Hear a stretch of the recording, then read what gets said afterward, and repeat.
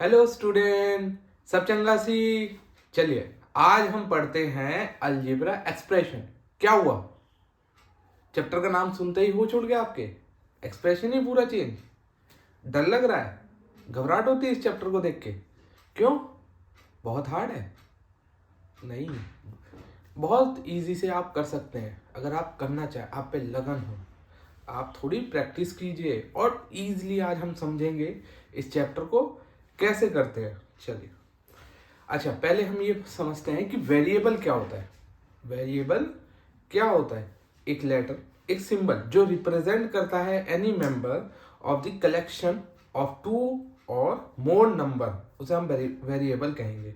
या हम ये कह सकते हैं कोई भी चीज, कोई भी वेरिएबल या कुछ ऐसा वर्ड यूज किया जाए जिससे हम पता कर हम जिसके बारे में हम नहीं जानते हैं। जैसे कि हम ये कहें कि मोनू के पास 5 रुपए हैं, ठीक है, हमें नहीं पता कि उसके पास 5 रुपए हैं और टीना के पास 10 रुपए हैं।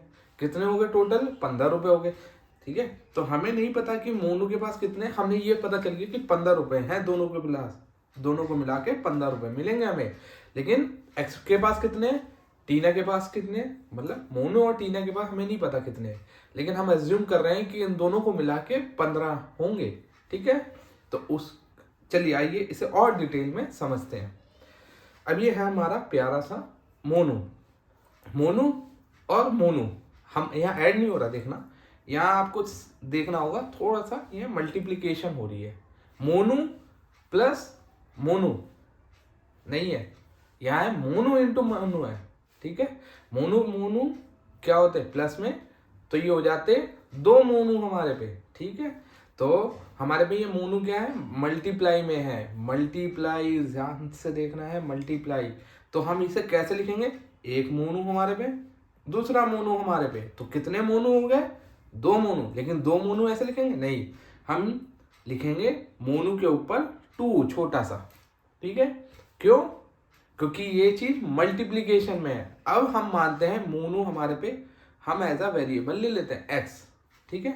या सपोज हम लेते हैं ए, ठीक है, ए ले लिया, उसके साथ क्या कर रहे हैं? मल्टीप्लाई। तो ये मोनू, फिर से हमने मोनू को मल्टीप्लाई किया यानी ए को, फिर हमने क्या करा? इक्वल करा, हमने लिखा ए, फिर लिखा स्क्वायर, इसे हम कहेंगे ए की पावर 2, ठीक है। चलिए थोड़ा और डिटेल में जानते हैं। अब कौन है हमारे पे? ये है टीना। चलिए आपकी क्लास में कौन कौन से टीना है, कितनी टीना है? आप जानते हैं किसी टीना को? नहीं? चलिए यहाँ कितनी टीना? 1, 2 टीना, 3 टीना। 3 टीना है? अरे भैया 3 टीना है, कैसे लिखोगे तुम? 1 टीना, 2 टीना, 3 टीना। और तीनों टीना किस में है? मल्टीप्लीकेशन की फॉर्म में। देखो मल्टीप्लीकेशन की फॉर्म में, तो हम इसे कैसे लिखेंगे कि मल्टीप्ली में 3, टीना के ऊपर 3 लिख देंगे। अब मान लो सपोज हम टीना नहीं जानते, हम कोई भी हो सकता है, टीना, मीना, कोई भी, हमें नहीं पता, हम उसे डिनोट करेंगे वाई से कर सकते हैं या एक्स से भी कर सकते हैं। हमने एक्स से भी कर दिया, हमने वहां उसे ए लिया था, यहाँ से एक्स ले रहा है, ठीक है। ये एक्स मल्टीप्लाई किससे हो रहा है? फिर एक्स से हो रहा है, फिर किससे मल्टीप्लाई हो रहा है? एक्स से हो रहा है। तो क्या हुआ? हम लिखेंगे एक्स, और कितने एक्स है? 1x है, 2x है और ये 3x है, तो 3 को ऊपर लिख देंगे, ठीक है। चलिए अब आते हैं वेरिएबल। हम वेरिएबल में एक और चीज समझते हैं। ये जो हमने 2 लिखा ऊपर, जब हमने a के साथ 2 लिखा था, ये 2 क्या था? ये 2 हमारा इंडेक्स भी हो सकता है, एक्सपोनेंट भी कह सकते हैं इसे हम पावर भी कह सकते हैं, समझ आया। और ये जो a है, a हमने किसको रिप्रेजेंट कराया था? मोनू को, याद आया? मोनू, ठीक है। और वहीं हमने x लिया था, x हमने किसको रिप्रेजेंट कराया था? टीना को। टीना कौन? टीना कितनी टीना थी? 3 थी, लेकिन किस फॉर्म में थी? मल्टीप्लीकेशन के फॉर्म में थी।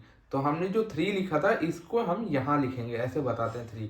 तो 3 को हम क्या कह सकते हैं? इंडेक्स भी कह सकते हैं, एक्सपोनेंट भी कह सकते हैं और पावर भी कह सकते हैं, ठीक है।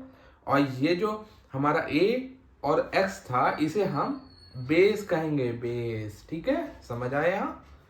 अब कैसा लग रहा है? हार्ड लग रहा है अभी भी? चलिए थोड़ा सा और एक और चीज समझते हैं। कांस्टेंट क्या होता है, थोड़ा थोड़ा समझेंगे हम, हर चीज कर लेंगे। कांस्टेंट क्या होता है, आपको पता है कांस्टेंट क्या होता है? नहीं, कांस्टेंट वो चीज जो जिसकी वैल्यू फिक्स हो। आप 1 लीटर दूध लाते हैं, थैली में 1 ही लीटर दूध आता है ना, उससे ज्यादा तो नहीं आता। एक होती आधा लीटर की थैली, आधा ही लीटर आएगा। 2 लीटर की थैली है तो 2 लीटर ही आएगा, उससे ज्यादा नहीं आ सकता। एक वैल्यू है जो फिक्स रहती है।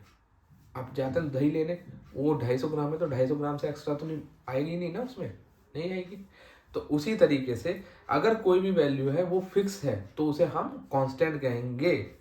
ठीक है, अब आता है, अब ये जो हमारे पे मोनू है, इधर भी मोनू, एक मोनू, दो मोनू, क्या मैं इसे वो पहले वाली की तरह लिखूंगा, यहां पे 2 लिखूं?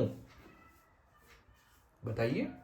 नहीं, हम यहाँ 2 नहीं लिखेंगे क्योंकि ये हो जाएगा गलत। हमें ये देखना है यहाँ क्या है, ये सबसे इंपॉर्टेंट चीज, ये है प्लस में। अगर ये प्लस है तो फर्स्ट और सेकंड, तो हम यहाँ लिखेंगे बड़ा सा 2। ठीक है, और ये जो 2 है, ये जो हमारा 2 है, ये 2 हमारी क्या है, कांस्टेंट टर्म है। समझ आ रहा है, कांस्टेंट टर्म है। मोनू हमारा वेरिएबल है। चलिए दूसरा एग्जांपल समझे। अब अरे हमने फिर टीना आ गई हमारे पे, तो टीना को हमने क्या लिया, हम लेते हैं वाई। चलो हमने पहले, ठीक है, वाई मान दें, इसे वाई मान लिया, इसे भी वाई मान लिया। ठीक है, ये कितना वाई, कितनी टीना है, 1 है, 2 है और ये 3 है। तो 3 हम कैसे लिखेंगे, बड़ा लिखेंगे। क्यों? क्योंकि हमारे पे इधर बीच में प्लस है, मल्टीप्लाई नहीं है। और ये जो हमारा 3 है, 3 ये हमारा कांस्टेंट है। ठीक है, ये क्या चेंज हो सकता है, 3 टीना है तो 3 ही टीना रहेगी ना, ज्यादा टीना नहीं हो सकती है बच्चों। और ये जो टीना है वो वेरिएबल है, हम चाहे तो इसको x है, हमने y माना था, तो y को हम टीना भी बोल सकते हैं, मीना भी बोल सकते हैं और रीना भी बोल सकते हैं। तो हमें नहीं पता कौन है, हमें नाम तो नहीं पता, ये तो हमने एज्यूम किया टीना बोल सकते हैं। तो हमने बोला कि टीना बोलने से अच्छा हम x ले लें या y ले लें या a ले लें या b ले लें नाम की जगह, जिससे हमें बाद में क्लेरिफाई हो कि उसकी वैल्यू क्या है जब निकालने। इसीलिए हम वेरिएबल लेते हैं। अब आते हैं कुछ रूल्स पे। सपोज मैं बोलूं ए के पास 5 रुपीज है, ठीक है, 5 रुपीज है, बी के पास 7 रुपीज है, ठीक है। मैं 5 + 7 लिख दूं तो 12 ही होगा ना, और 7 + 5 लिख दूं तो भी 12 ही होगा। कोई चेंज हो रहा है? नहीं। क्या हुआ, नंबर की पोजीशन चेंज हो गई है, पोजीशन चेंज हुई है। ठीक है, क्या हुआ, ए की जगह a + b था इक्वल टू b + a। जो ये सेकंड नंबर पे था ये बन गया हमारा फर्स्ट नंबर पे, और ये जो फर्स्ट नंबर पे था ये हमारा बन गया सेकंड नंबर पे। तो कुछ अंतर तो नहीं आया ना, ऐसे ही। अब हम पढ़ते हैं दूसरा। अब क्या है, मल्टीप्लिकेशन में प्रॉपर्टी बोल रहा है ये देखने को। चलिए, हमने पहले बोला था ना, ए के पास 5 रुपए हैं, बी के पास 7 रुपए हैं। हम एक एग्जांपल लेके चलते हैं, 7। तो मैं बोलूं a × b क्या होगा, 5 × 7 ही है ना, तो क्या था, 35 है। ठीक है, और b × a बोलूं तो 7 × 5, ये भी 35 ही होगा। मतलब इसमें भी पोजीशन चेंज हो जाए तो हमारा जो आंसर है, आंसर क्या है, सेम आ रहा है बच्चों, सेम आंसर जो है सेम है दोनों में, ये और ये सेम है। ठीक है, तो हमें क्या पता चला, एडिशन में और मल्टीप्लिकेशन में हम अगर वैल्यू या वेरिएबल की पोजीशन चेंज कर दें तो नंबर हमारा जो आंसर है वो सेम ही आएगा। चलिए अब हम तीसरी प्रॉपर्टी पढ़ते हैं। कौन सी प्रॉपर्टी है हमारी, मल्टीप्लिकेशन ओवर एडिशन। हम यहाँ एडिशन भी करेंगे और मल्टीप्लिकेशन भी करेंगे। जैसे हमने लिखा a × ब्रैकेट फिर किया है बी प्लस सी, ठीक है, बी प्लस सी। दूसरा, जब हम इसे खोल रहे हैं, ओपन करते हैं ब्रैकेट, ए इंटू बी प्लस ए इंटू सी, ये क्या है, हमने क्या करा, ए को बी प्लस सी लिखा, और हमने जब करा मल्टीप्लाई तो ए को हमने ए सी से किया, फिर इसको इससे किया, सॉरी, ए को बी से किया, प्लस किया ए सी, क्योंकि बीच में हमारा साइन था तो हमने वो साइन लिखा। अच्छा, नहीं समझ आ रहा, अगर मैं ये कहूँ ए की वैल्यू 5 है, बी की 7 है और सी की 10 है, ठीक है, अगर मैं ए बी प्लस सी लिख दूं तो क्या आंसर मेरा सही होगा या गलत? चलिए आज हम चेक करते हैं। और एक ये था, ए बी प्लस ए सी, यही था। ए को ए की वैल्यू में डालते हैं, पहले क्या डालेंगे, ए कितना हमारा 5 है, बी हमारा 7 है और प्लस 10 है, यही है। और इधर में डालते हैं, ए की जगह हम 5 लिखेंगे, बी की जगह 7 और फिर से ए की जगह 5 लिखेंगे, सी की जगह हम 10 लिखेंगे। क्या हमारा आंसर सही आएगा या गलत? चलिए, बी, ए क्या है हमारा 5, ब्रैकेट को पहले हम सॉल्व करेंगे, 7 प्लस 10 कितना होता है, 17, ठीक है।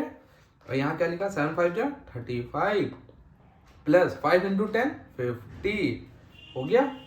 अब ये कितना होगा, 85, और ये भी 85। अरे आंसर सही है। ये हम क्यों यूज करते हैं, इसे हम तब यूज करते हैं जब हमारी कैलकुलेशन हार्ड होती है या हम उसे बहुत इजीली करना चाहते हैं तब, ठीक है। दोनों में आंसर हमारा 85 ही आता है। चलिए, कुछ क्वेश्चन हम देखते हैं अलजेब्रा के जो हमारे बेस हमारा क्लियर करता है। एक कैडेट है, आपने एनसीसी देखी है? नहीं। आपने 26 जनवरी की परेड देखी है ना? 26 जनवरी की परेड, वहां क्या होता है, सोल्जर्स होते हैं हमारे, मार्च करते रहते हैं और रो में होते हैं और कई सोल्जर होते हैं, है ना। और कितनी सारी रो होती है, रो क्या होती है, ये रो होती है, 1 2 3 4, ठीक है, ये हमारी रोज होती हैं। अब ये क्या कह रहा है क्वेश्चन के हिसाब से, कैडेट मार्चिंग इन अ परेड। आपने 26 जनवरी की परेड देखी, समझिए।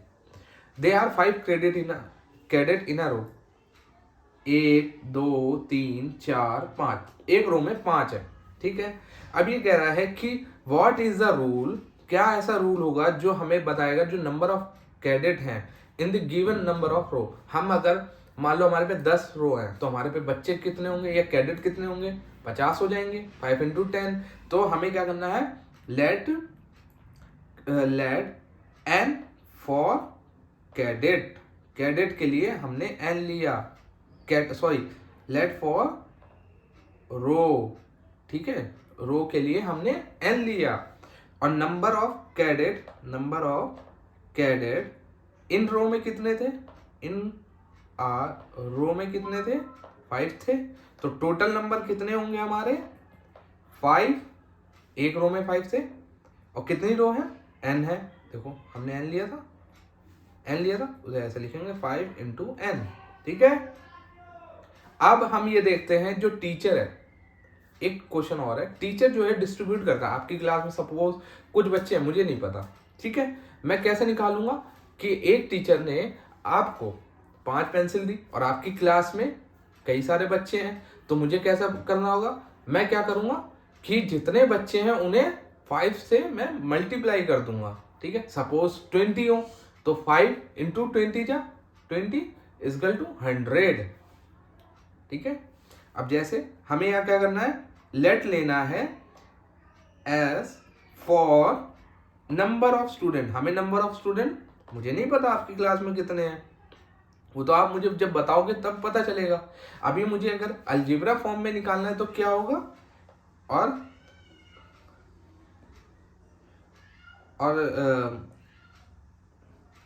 नंबर ऑफ पेंसिल कितनी डिस्ट्रीब्यूट की जा रही है, पर स्टूडेंट कितनी की जा रही है, बताओ बच्चों, 5 की जा रही है ना। तो टोटल नंबर ऑफ पेंसिल कितनी गई, तब बच्चों को 5 इंटू एस, 5s, ठीक है। ये जो हमारा 5 होगा ये कांस्टेंट होता है, ये चेंज हुआ अभी भी नहीं हुआ ना, लेकिन ये वेरिएबल है, ये कभी भी चेंज हो सकता है। अब तुम मेरे को कह दो सर नहीं 5 थे, नहीं सर 20 बच्चे थे, नहीं 25 थे, तो मेरी वैल्यू ऑटोमेटिक चेंज होने लग जाएगी, ठीक है। लेकिन हमारा कांस्टेंट 5 ही था। तुम 5 ही बच्चों को, एक मैप जो था 5 ही बच्चों को, सॉरी 5 पेंसिल एक ही बच्चों को दे रहा था, ज्यादा नहीं दे रहा था ना। तो अब आते हैं एक राधा ने एक डॉटेड रंगोली ड्रॉ करती है, ठीक है, डॉट वाली रंगोली, 1 2 3 4 5 6 7 8 9, ठीक है, 9 कर दी। अब ये कह रहा है कि शी हैज 9 डॉट इन अ रो, हमने 9 बना दिया, 1 2 3 4 5 6 7 8 9, 9 है, ये 9 डॉट है, ठीक है। एक रो में, रो मैंने कैसे बताया था, ऐसे देखना है, 1 रो 2 रो 3 रो, ठीक है। अब यहां कहते हैं लेट एक्स फॉर दी रो, ठीक है, हमने रोज के लिए ले लिया। अब है नंबर ऑफ डॉट, हम लिखेंगे नंबर ऑफ डॉट इन अ रो, कितनी है हमारी, 9 है, यही है। अब हम ये देखते हैं टोटल नंबर ऑफ डॉट कितनी होंगी ये बताओ, total number of dot in 9 रोज, ठीक है। तो हम कैसे लिखेंगे, 9 इंटू, हमने रो के लिए क्या लिया था, x लिया था, ठीक है। तो हम 9x हो गया, 9x, और तो हमारी वैल्यू क्या आएगी, 9 इंटू में 9, सॉरी यहाँ क्वेश्चन हमारा 8 है, ठीक है। तो हमारी रो कितनी होगी, 8 होगी, 8 9 जा 72। वहीं ऐसे ही क्वेश्चन फिर से पूछा है, अभी पूछा है अगर 10 रो हो जाए तो कितनी डॉट आएंगी, तो टोटल नंबर ऑफ डॉट कितनी है हमारी बच्चों, कितनी है हमें नहीं पता, इन कितनी रो में चाहिए, इन 10 रोज में चाहिए, ठीक है।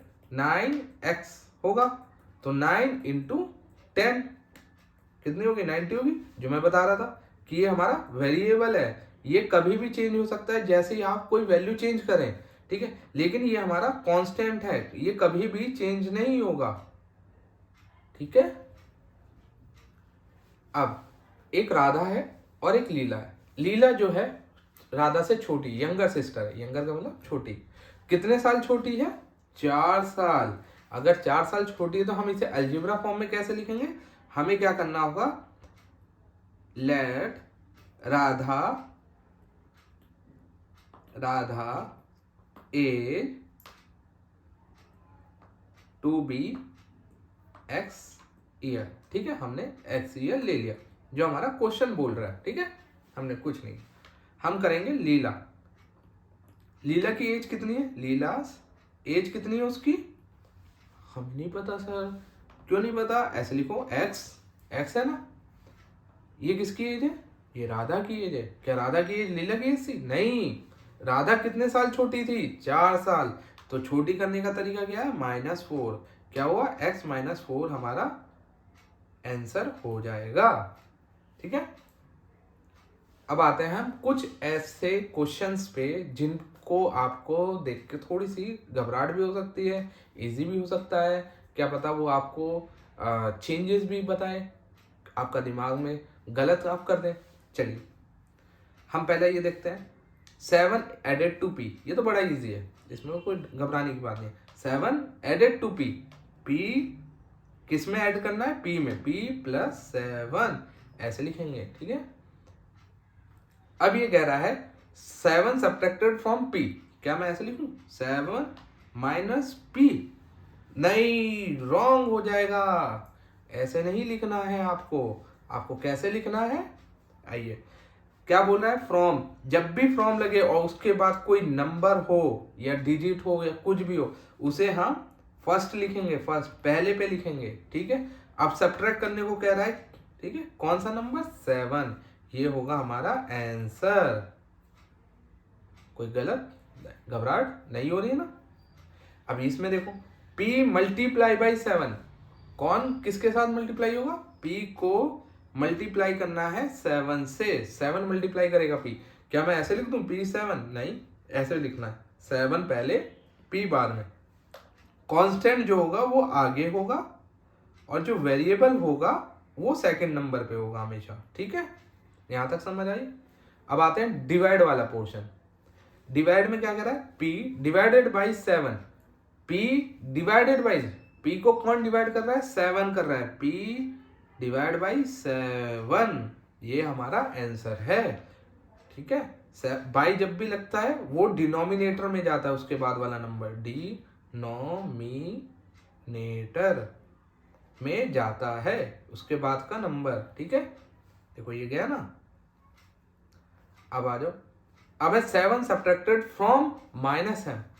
ठीक है, अब देखो फ्रॉम लगा है, फ्रॉम लगा है तो हमें पहला कौन सा लिखना होगा, -m। ठीक है, अब क्या सब्ट्रैक्ट करना है, -7, तो ये मेरा आंसर सही है। अब मैं चाहूं तो इसे ऐसे भी लिख सकता हूं, -m + 7 लिख सकता हूं। ठीक है, अब आ जाओ, -p डिवाइडेड बाई 5। अरे ये कैसे होगा, ये भी वैसे ही होगा, -p डिवाइड कौन कर रहा है, 5 कर रहा है ना, 5 लिखो। ठीक है, यहां से समझ आया। ठीक है, अब देखो यहां क्या था, -p डिवाइडेड बाई 7।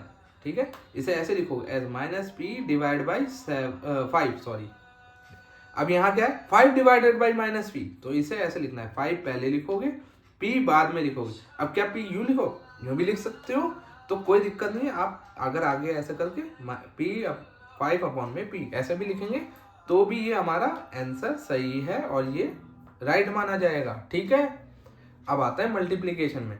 मल्टीप्लीकेशन है -p multiply by 5, -p multiply किससे हो रहा है, 5 से हो रहा है। चलिए, हमने -p को मल्टीप्लाई किया 5 से, क्या मैं ऐसे ही लिख दूं, नहीं, मैंने क्या बताया, कांस्टेंट पहले लिखेंगे, तो 5 पहले, वेरिएबल क्या है, ये लिखूंगा मैं, वेरिएबल -p है ना, ऐसे लिखेंगे, ये भी हमारा रॉन्ग हो जाएगा। ठीक है, अब देखो कैसे, कांस्टेंट पहले, यस ये राइट है, वेरिएबल क्या है, p है, उसके आगे जो नेगेटिव साइन है वो सबसे आगे आ जाएगा। ठीक है, प्लस या नेगेटिव सबसे आगे आ जाना है।